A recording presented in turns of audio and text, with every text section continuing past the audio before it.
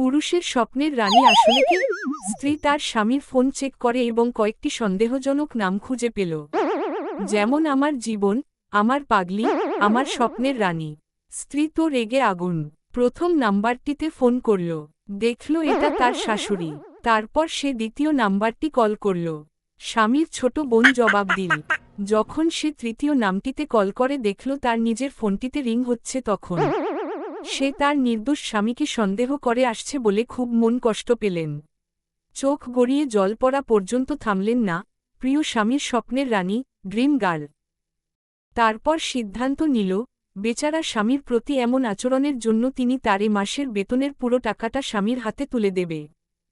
স্বামী টাকাটা গ্রহণ নিল এবং তার গার্লফ্রেন্ডকে একটি দামি উপহারও কিনে দিল, যার নাম ফোনে সেভ করা ছিল, গোদাই ভাই রাজমিস্ত্রি নামে।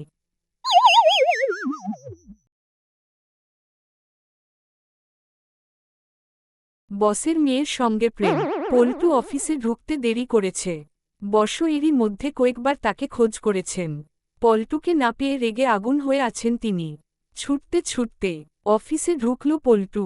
বস বলল, এতক্ষণ কোথায় ছিলে?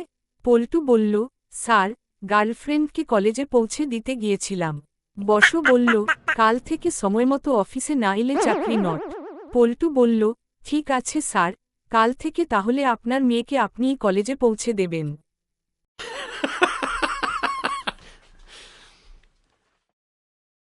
এক লোক টাকা জাল করতে করতে ভুল করে একবার একটা জাল 14 টাকার নোট তৈরি করে ফেলল। নোটটা চালানোর জন্য একদিন সন্ধ্যায় সে একটা পান দোকানিদের কাছে গেল। ব্যক্তি বলল, ভাই, এই নোটটার ভাঙানি হবে?